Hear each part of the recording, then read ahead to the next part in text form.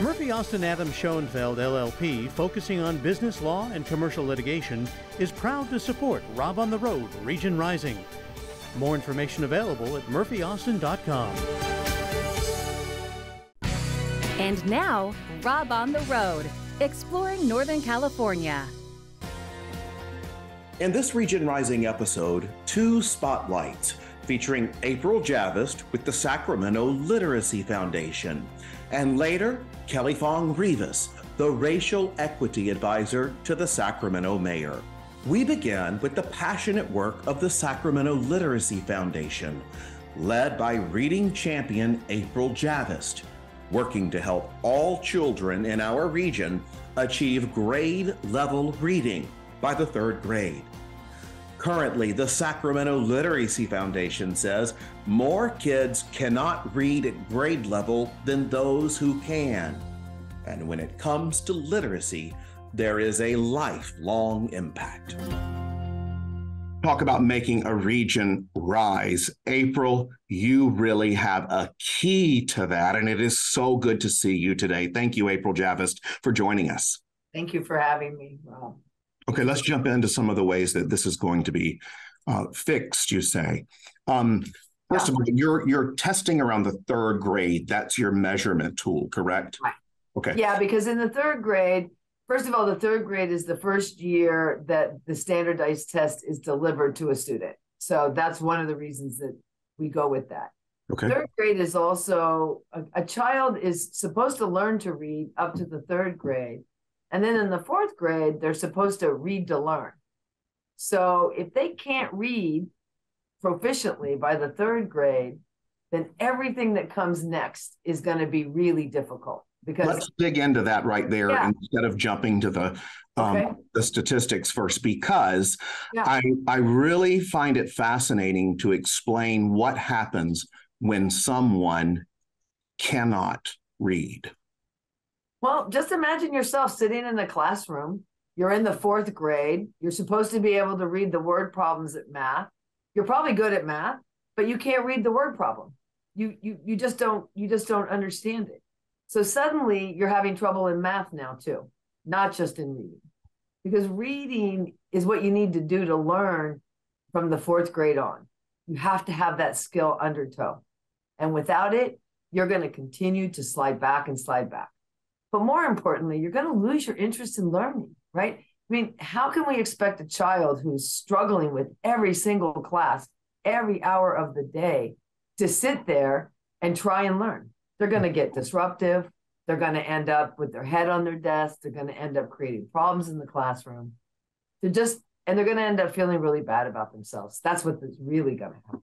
And it follows throughout life. And as the years go by, the problem goes with it exponentially. It expands. It does. Reading and not reading is literally correlated with nearly every positive and negative life outcome, respectively. From the kind of job you're going to be able to achieve, to the kind of education you're going to be able to achieve, to the kind of adulthood you're going to be able to have. It's literally correlated with the entire 9 yards. And then when we talk about someone reading at grade level, and when someone is behind, then the mountain continues to grow. Yeah. It's almost as if looking around the world, and let's just say where we live, that if everything instead of being written was in music notes and you didn't read music. Or if every other music note was a letter and you couldn't make sense of things. That's right. Imagine how hard that would be. Right. And we're asking kids to sit there for that. I mean, think about that kid, right? That doesn't like school at all because this experience is so frustrating.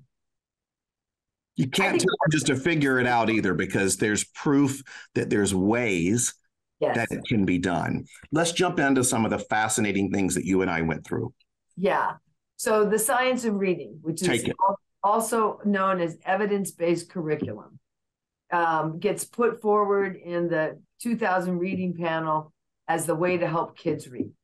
And that's in the year 2000. And since then, there's been a lot of back and forth between the science of reading in this particular context, which equals phonemic awareness, decoding, fluency, and comprehension. So it's a step-by-step scope and sequence approach to learning to read. And it basically says this: you must be able to decode and you must be able to comprehend words in order to be a reading person. Okay. You can't decode, right? But you can listen and hear. You still can't read. If you can decode, but you don't know what a single word means, you won't be able to read. Now, Mississippi implemented the science of reading as a policy in 2015. Okay. They put the science of reading in every kindergarten, first, second grade classroom from 15, 16, 17, 18. When they take a test with their kids having had the science of reading for 3 years, third graders scored 85% across the state grade level reading. Wow. Yeah, pizza party numbers, right? We should give every third grader in Mississippi a pizza party. I mean, it's a big, big difference. And that's just after 3 years. It's amazing. So how do we get from our 37% to the 85 plus? Wow, that's a good question. We have a lot of politics in this state around education. We have some difficulty there. Right now, the movement is really working district by district to try and get the science of reading implemented into school districts. What's tough about that is that some school districts choose curriculum district-wide. Some school districts choose curriculum. The school itself will choose the curriculum, school to school to school. And in some districts, the classroom will choose the curriculum, the teacher. So it gets very tough if you don't have a system where everybody's doing the same thing. And I think we're going to have to work on that in our school districts. We have 13 school districts here in Sacramento. It's a lot. We have 4 very large ones, and one of them is seriously working on implementing the science of reading, and that's the Twin Rivers, yeah. But that doesn't mean that we can't work at a district level and start showing results that then will force the hand of the people in power, right? I mean, if we can show some districts where we're getting 95% reading because of the science of reading, well, then we'll just have to beg the question why we wouldn't do that everywhere. You know, what would be the possible reason not to do that everywhere? So I don't want to go down a rabbit hole on this, but I think it's important just to ask this question. Why would someone argue against it? I think part of the argument comes from some layover from the No Children Left Behind, which left a whole lot of kids of color behind. And so I think communities of color feel weary of something that's for everybody, because oftentimes when it's something for everybody, it's not something for people of color. It's something for, it's typically been something for Caucasian kids, And so I think that there's some skepticism there and some past experience that makes it hard to say, okay, let's give it a roll. Well, I do know this. Everything that you stand for is for diversity. Yes. And for helping every single human being. That's right. Everybody. So let's jump into some of the solutions. So what are some of the things that you want to talk about? Well, the things that we're doing right now, because of where we are in history, is our first and biggest initiative right now is to put diverse, high quality books into the hands and homes of our poorest kids. They don't see themselves in books, so their interest in reading is already somewhat subdued. So if they start seeing themselves and they start having some books in their home, they're going to get more of an interest for the reading, right? Let's do this then. I want people to see what you're talking about, because when you showed me, it brought tears to my eyes.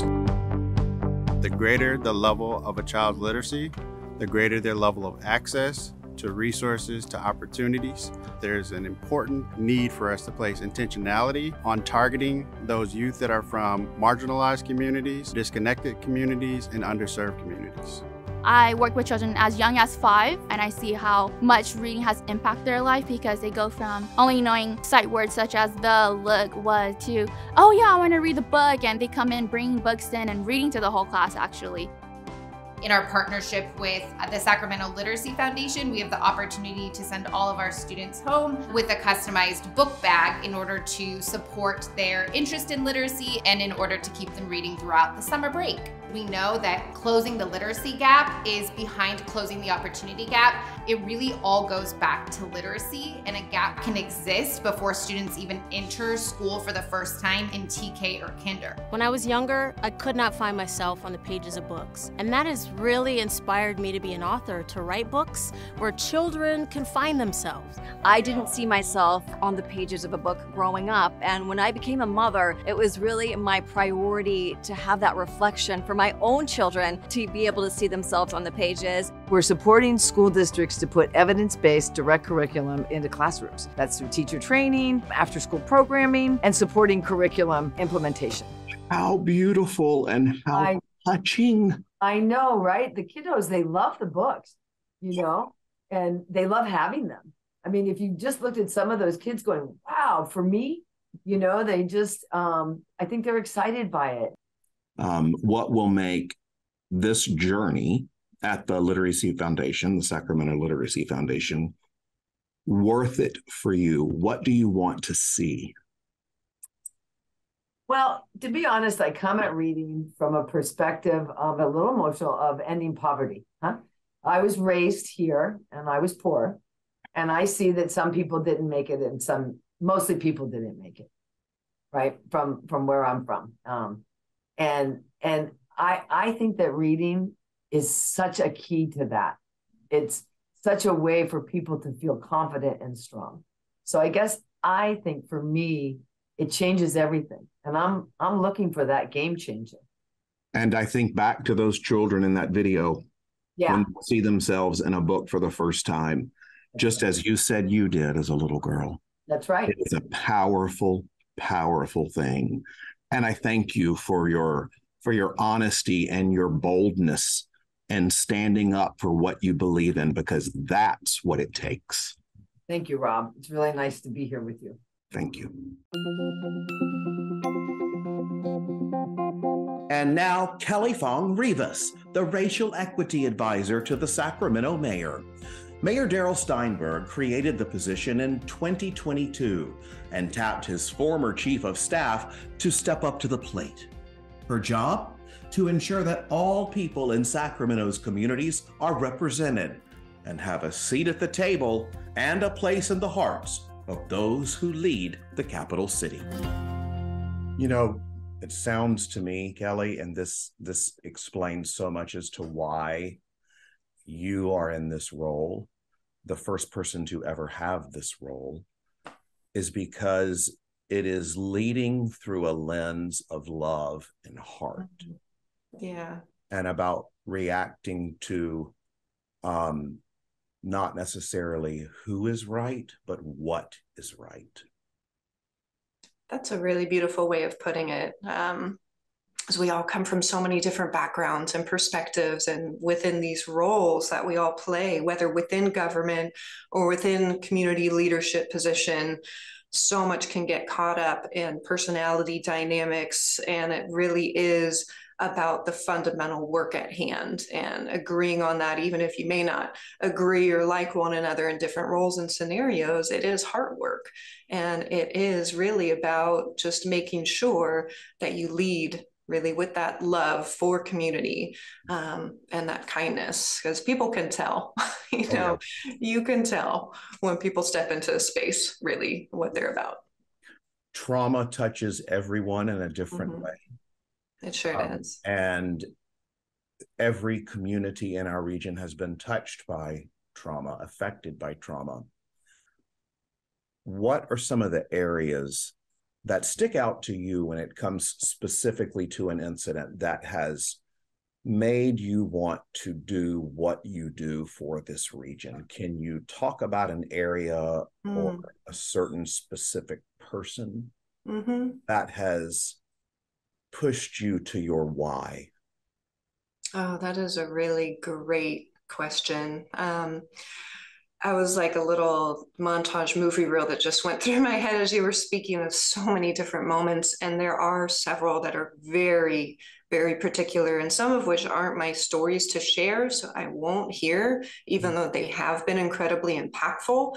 But ones that I will talk about that have been more public and really have changed our community. And I would argue, you know, sort of state and country in a lot of different ways that revolve around public safety and how we define it are what we went through as a city together with the death of George Floyd, and being really in community within the different protests each night, you know, until early into the morning, and really experiencing what folks were feeling, what folks were saying, being up early in the mornings with businesses cleaning up, with our police department and roll calls going over.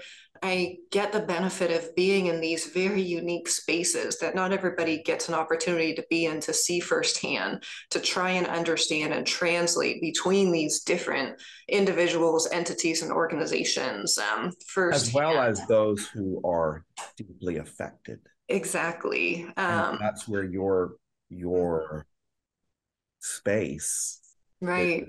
is of influence. Yeah. So just being in those spaces and taking, not taking any of it lightly, doing my best to absorb it, to find a way to best communicate what I'm hearing amongst all parties and for the mayor in terms of advice.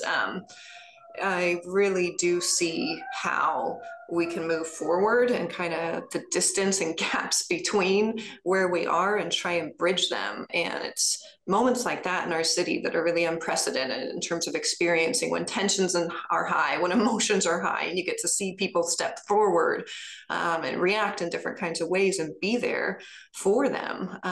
That really has shaped me, and it just reminds me my why I'm in these types of spaces, and as hard as it gets, that it is a real privilege to be within a position proximate to power, with power, and to really use that for the benefit of those who don't feel that they can exercise power in those spaces. So another event that was extremely impactful for me in this work and how to navigate being in these spaces was the death of Stephon Clark.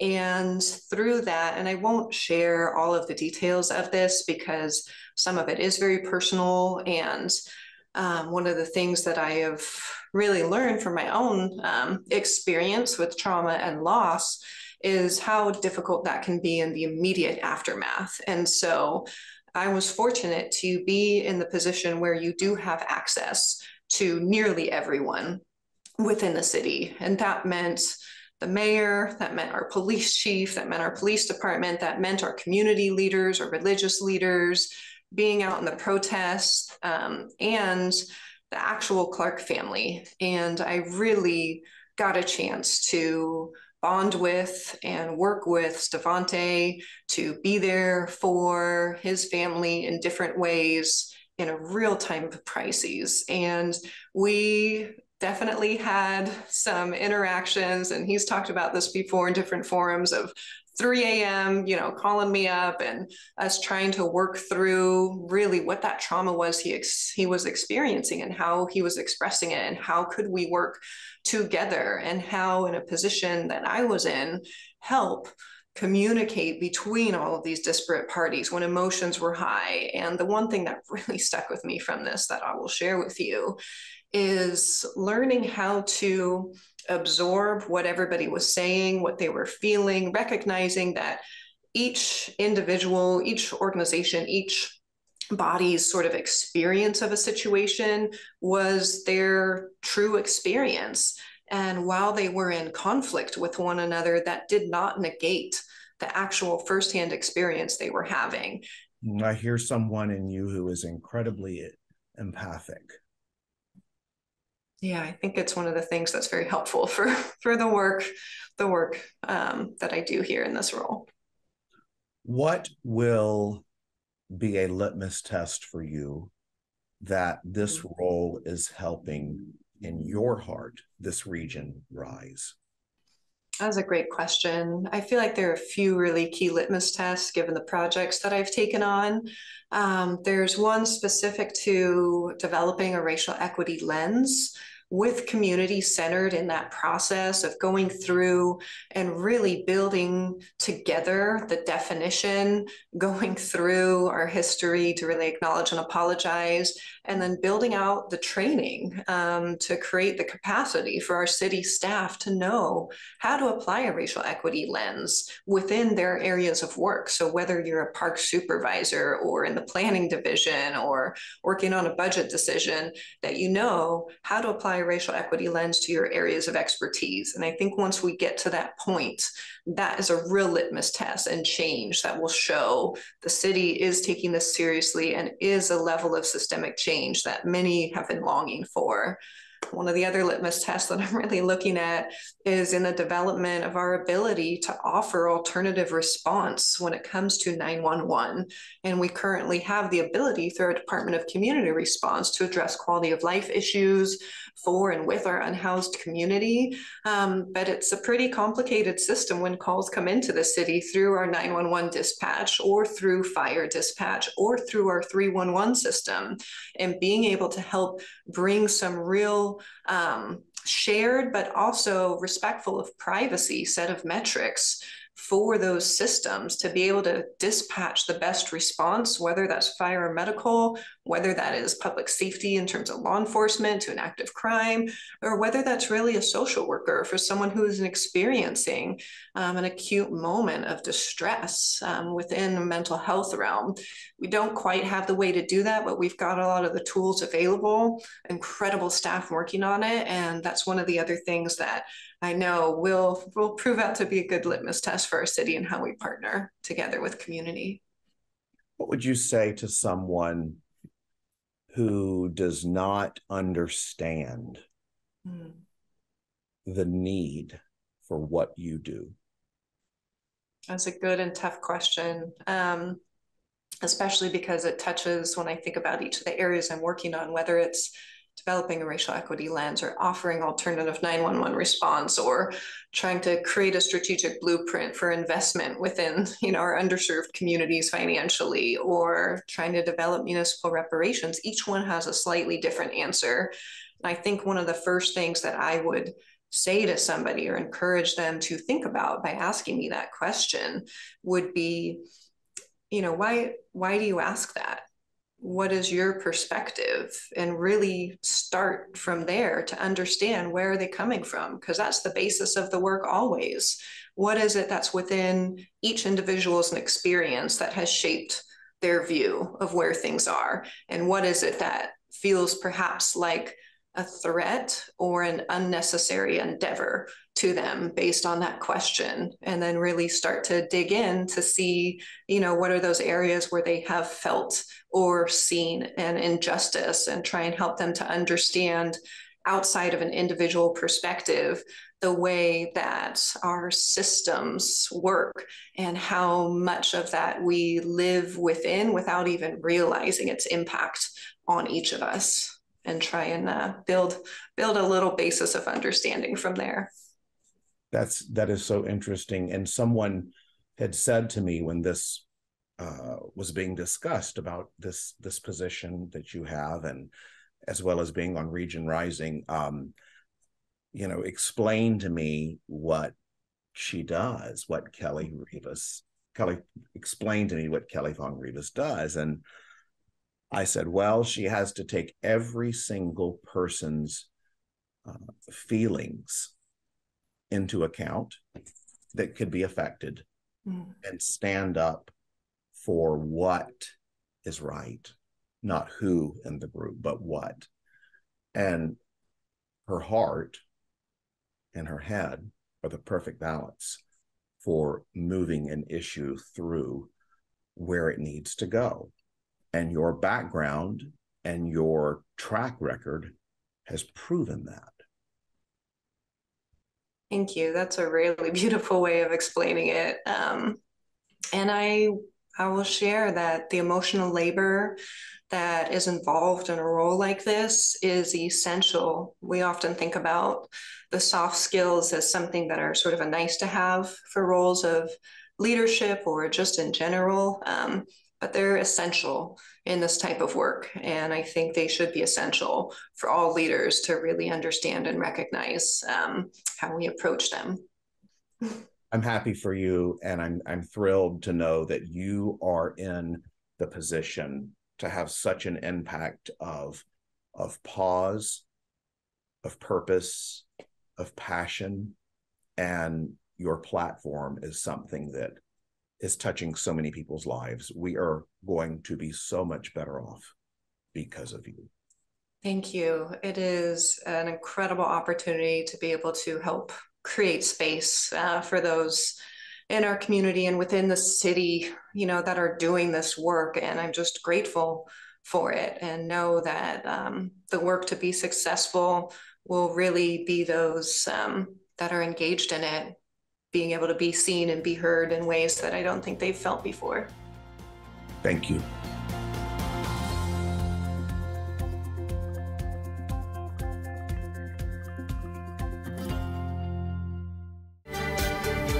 Murphy Austin Adams Schoenfeld LLP, focusing on business law and commercial litigation, is proud to support Rob on the Road, Region Rising. More information available at murphyaustin.com.